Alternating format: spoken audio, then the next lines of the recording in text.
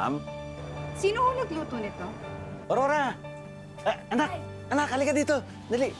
Siya po yung nagluto. Ay! Ika nga. Ika mo na. Ha? Hindi ka na bagay dito eh. You're fired! Sige na. Sige na. Martina, ano ginagawa mo kay Aurora? Eh, paano? Yung cook mo. Napakatanga. Magkama kayo. Hindi ba kami magkamukha? Paano kung malalaman nila Javier at Dolores na si Aurora pala ang tulay nilang anak na inakala nilang patay na noon? Sundan ang mga susunod na eksena dito lang sa Tadhana.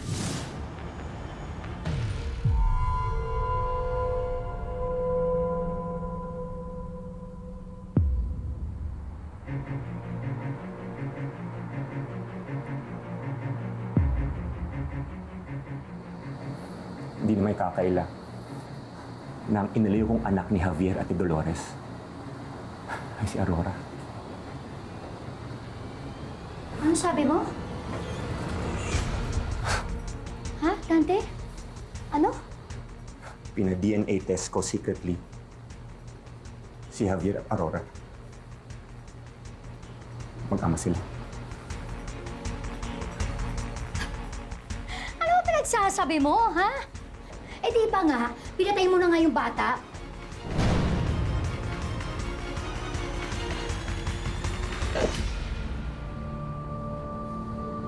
Sabihin.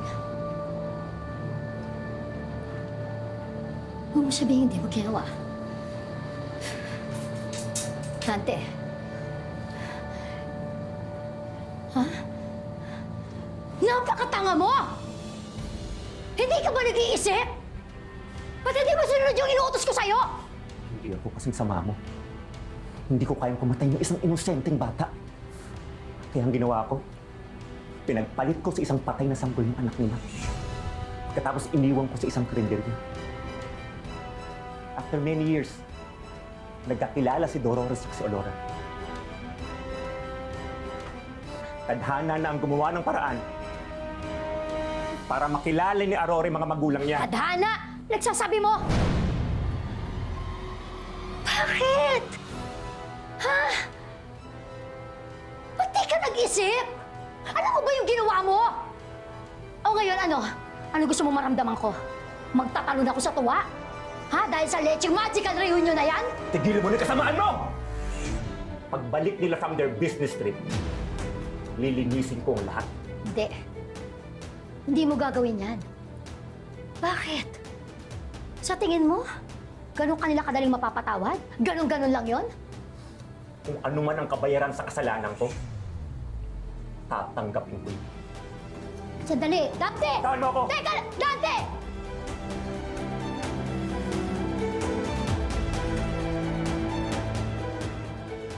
Hayop ka, Dante. Hayop ka. Hindi mo ko isasama sa pagbagsak mo. Hindi ako ganun kadali mapapabagsak. Hindi ganun kadali.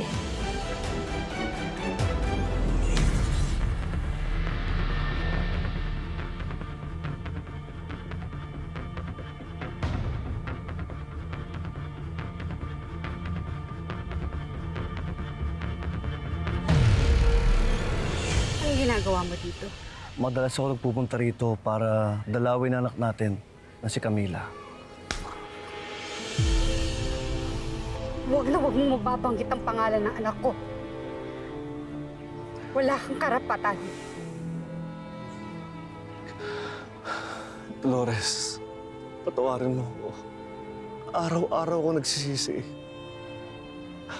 Mula nung nawala ka at nalaman ko namatay ang anak natin, para na rin ako namatay. Sana nga ako na lang. Sana ako na lang ang nawala. Dahil hindi ko na rin makita. Hindi ko na makita kung ano pang saysay ng buhay ko. Dolores, tawarin mo ako. Tawarin mo ako.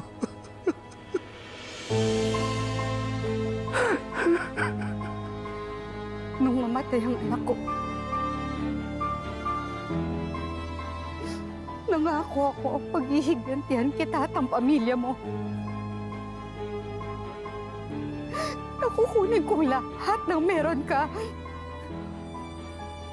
Pero alam ko rin na hindi ko gusto yun ng anak natin na namumuhay ako sa galit. Hindi ako ganun kasing tao, Javier.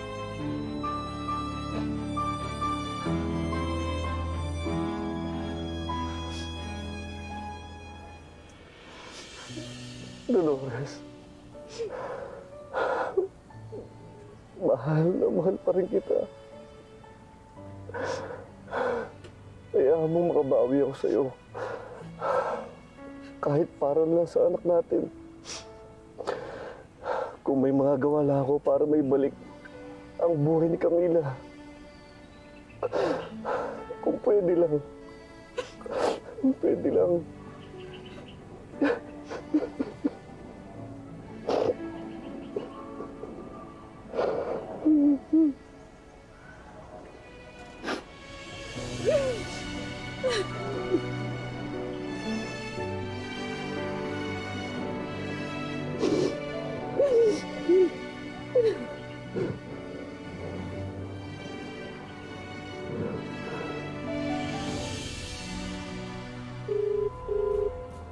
Hello, anak. Nasaan ka?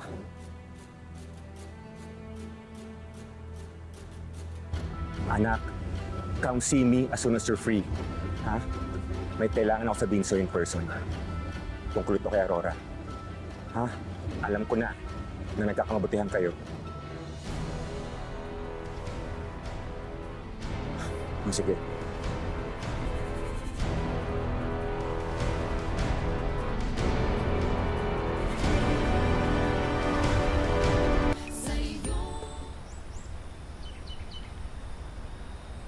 Oh, kamusta naman ang training mo dito sa Tagaytay? Hindi, umupo ka lang. Sige lang. Yun po, sobrang sayo po kanina at salamat din po pala sinama niyo ako sa training dito sa Tagaytay. Kasama po yung iba pang mga chef kahit na baguhan lang po ako. Ang gagaling po nung nagturo sa amin kanina. Talaga? Siguro maganda, kumain muna tayo, no? Ay, meron po ko dito yung niluto ko po kanina sa training. Gusto niyo po? Siyempre, sigurado masarap yan. Ikaw nagluto eh. Sige, tawag na ako para pandagdag na sa pagkain natin. Hello? Oh, dito kami sa lalay yung pagkain namin dala ko dito. Oh, thank you. Ayan. Tignan natin yung niluto mo. Parang napakasarap Hindi pa rin, gano'n? Oo. Sige. Ikaw muna, tingnan mo muna. Ano? Ang sarap. Sarap ba? Ito may kanin. Paano ka nga pala natuto magluto? Ang nagturo po sa akin si Tatay Betong. Siya po yung nag-ampon sa akin. Sabi niya nga rin po sa akin, masarap daw po ako magluto. Hindi ko po alam kung binabola niya lang ako. Pero siguro po kaya ako rin ginalingan sa pagluluto kasi sabi ko po sa sarili ko, pag may milagro pong nangyari at nahanap ko po yung tunay kong mga magulang, sa gantong paraan ko po gusto iparamdam yung pagmamahal ko sa kanila. Alam mo, sigurado ako, kapag natikman to ng tunay mong mga magulang, masasarapan sila at magiging proud sila sa'yo. Halika! Dito ka. Pinrepare ako for you eh. Ang drama to.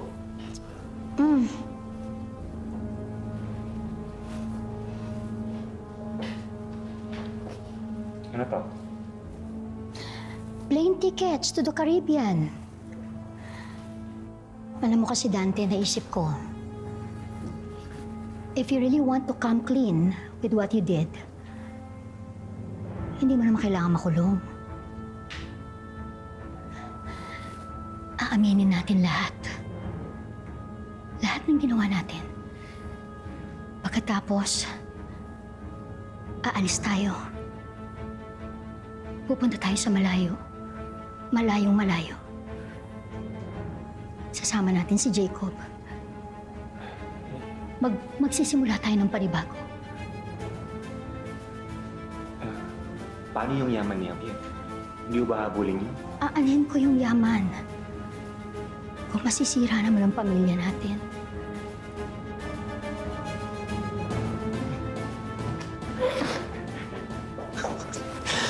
Martina, maraming salamat Maraming salamat na intindihan mo ako. Thank you, thank you. Alam mo, matagal na talaga ako hindi pinapatahimik ang konsensya ko eh.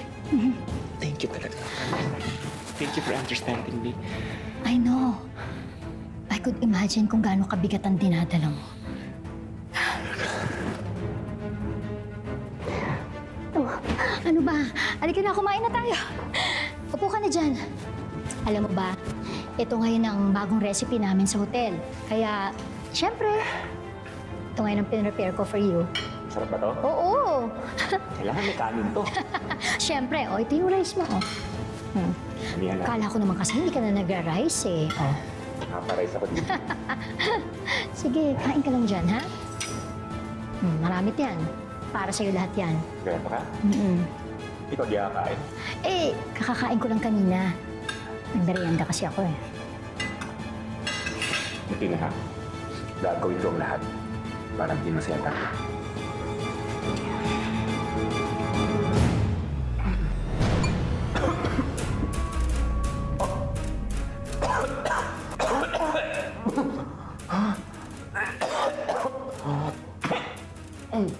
Hindi ikaw makakapagpasaya sa akin dati.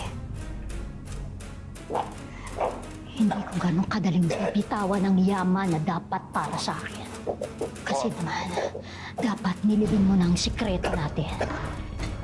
Pero dahil sa lintik na konsensya na yan, mas mauuna ka pa ngayon sa hukay.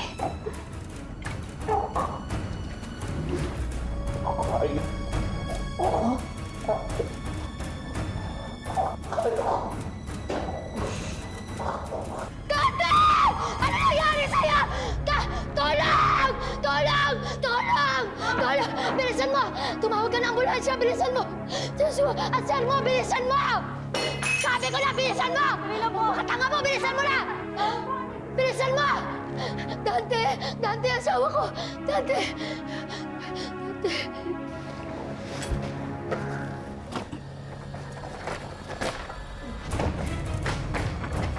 Ito ang pinagmamalaki mo? DNA?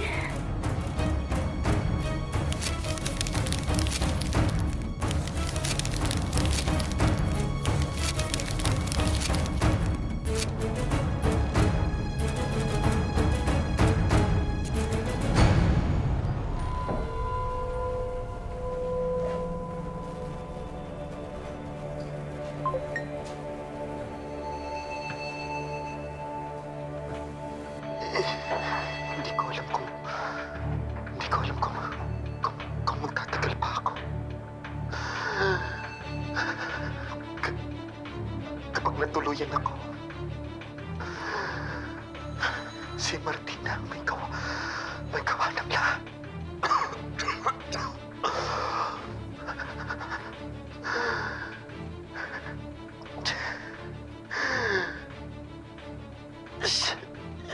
Siya ang may plano ng lahat ng ito.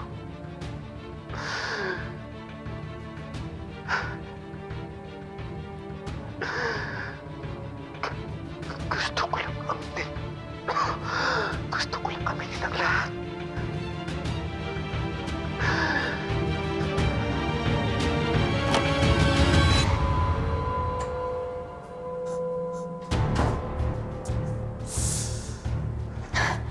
Akalain mo nga naman, ano?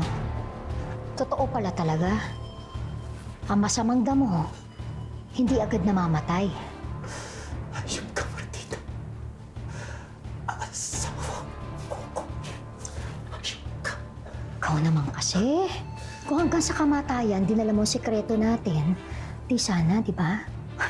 Hindi ko naisipang gawin yan sa'yo. Eh, ang taltal mo. Ang lalaki mong tao, ang taltal mo. Sama ang ginawa natin. Kailangan pagbayaran natin ang ginawa natin. Hindi. Martina. Kaya mo si Rani. Ano yan? Martina. Ano yan, Martina? Sandali lang to. Sinisiguro ko, this time, mas diretso na ang epekto ng lason. Mas mabilis. At hindi na ako papalpak. Asawa mo ko, Martina. Asawa mo ko. Hindi ba sinabi ko naman sa'yo? Till death do us part.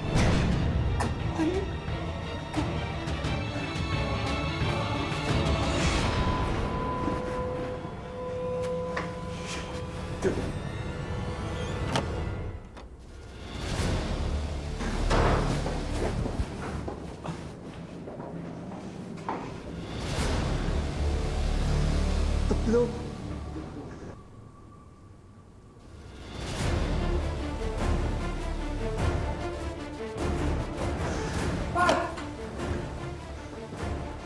Paano nangyayari sa'yo? Nurse! Doc, tulungan niyo kami! Anak.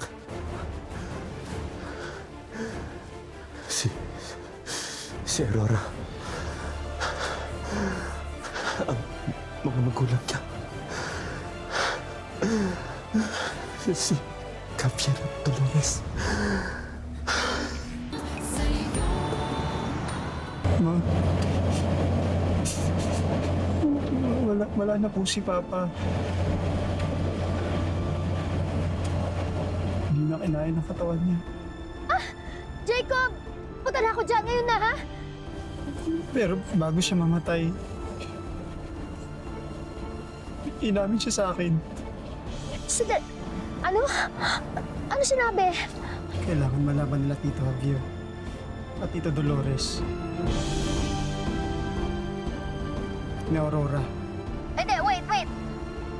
Sandali lang. Jacob, nasa ka? Pupuntahan kita. Andito po ako sa labas ng mansyon. Hinihintay ko na lang po silang dumating. No, wait! Jacob! Leche.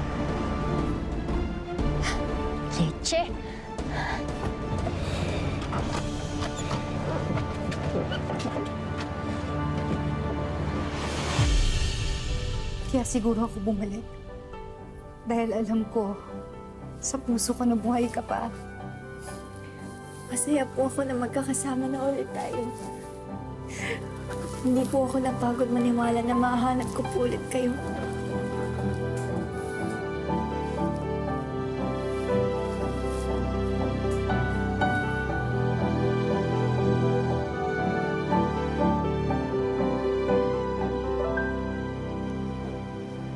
Jacob, ano nangyayari?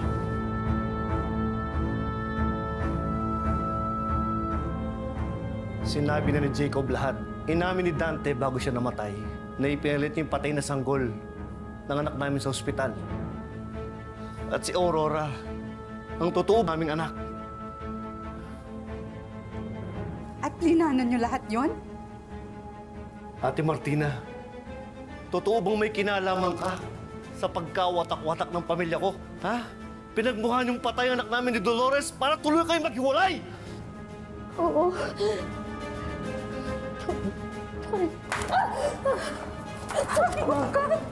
Halos mong baliw mo sa ginawa mo! Paano mo nagawa yung kademonyohong yan, ha? Paano? Sandali lang! Javier, oo. Plano namin ni Dante. Pero si Dante lang yung kumilos. Diba, Jacob? Sinabi sa'yo ng daddy mo, narinig mo naman yun, diba? Si Dante yung nagpalit kay Aurora sa ospital. Makasalanan ko lang. Wala akong sinabi kasi ayoko makulo yung asawa ko. Yun lang yun. Yun. Ayun ka? Ate, bakit? Bakit pumiway? Dahil sa pera. Bakit ko na? Pero sinabi, sabi na ayaw na kasi may kahati kami sa pera mo.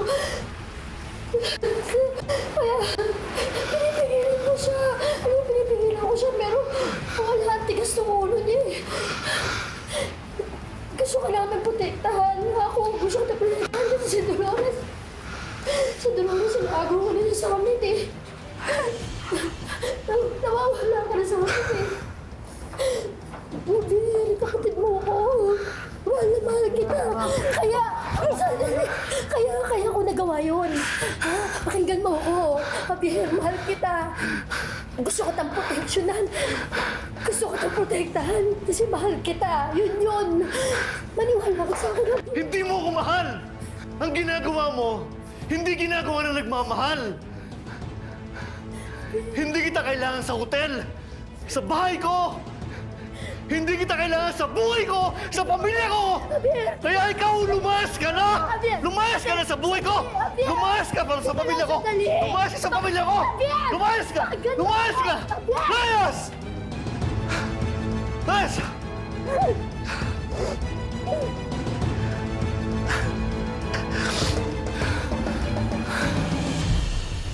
Jacob. Hindi ko na po alam kung paano pa ihingi ng tawad sa inyong magulang ko. Jacob, wala kang kinalaman sa ginawa ng magulang mo sa pamilya ko. Welcome ka dito sa bahay, tsaka sa hotel. Ha?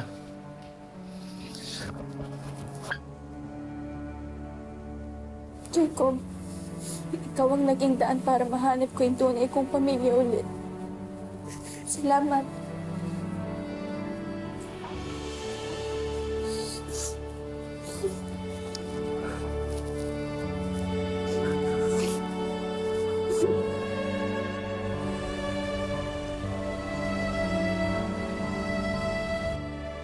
Alam ko naman po na hindi nyo kailangan gawin ito, pero salamat.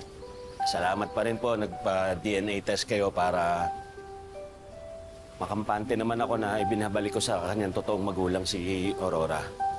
Hindi ko mababayaran ng utang loob namin sa'yo sa pagpapalaki mo kay Aurora. The least I could do is to promise you na mamahalin namin si Aurora ng buong buo. Nang dumating sa akin si Aurora, tinuring ko siyang hulog ng langit. Ngayong nakilala ko na yung mga totoong magulang niya, hindi na ako nangangamba para sa kanya. Ikaw pa rin po ang tatay Betong. At habang buhay na po yun.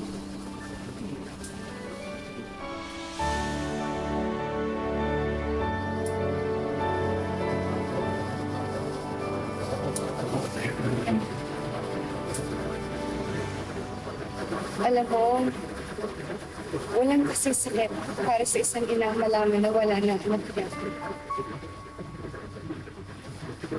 Kaya nung mangyari yun, hindi ko kinaya. Hindi ko kayang tanggapin kahit ilang taon nang nakalipas. I just learned to live with the pain. Kaya nang malaman ko rin na mabuhay ka pa, Aurora, anak. Ako na yata yung pinakamasayang magulang sa mundo. Ngayon, malaya na ako sa sakit na nararamdaman ko. Masaya rin po kung natagpuan ko na kayo.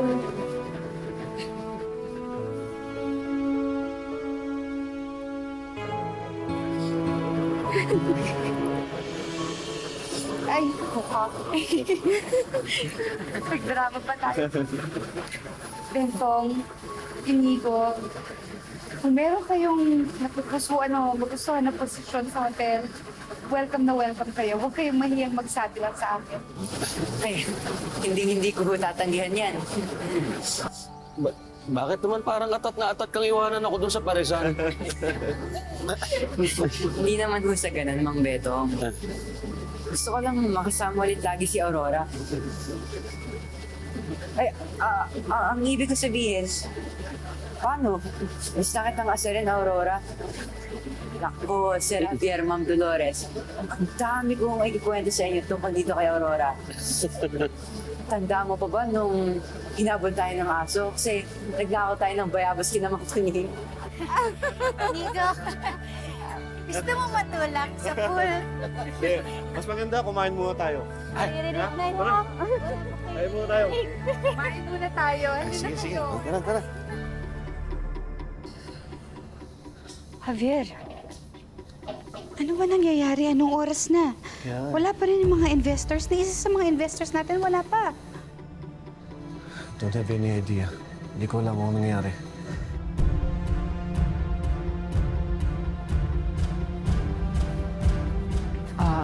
Aurora, Sir Javier, Ma'am Dolores, Ano yun, anak? kailangan niyo po yata mapanood to.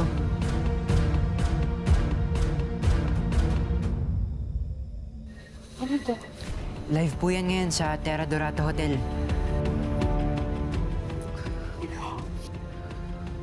Paano nangyari? Thank you everyone for coming. May investor summit rin sa kalaban nating hotel?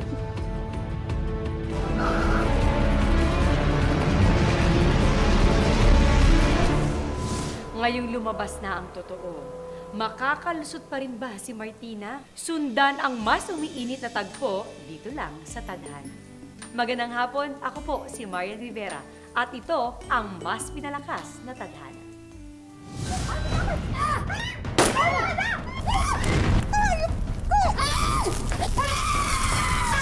May arrest warrant po kami para kay Dolores Montemayor. Sumugod ka sa hotel ko, Dolores. Sinugod mo si Martina at binaril mo siya. At dahil sa away niyo, sumabog ang kitchen ko.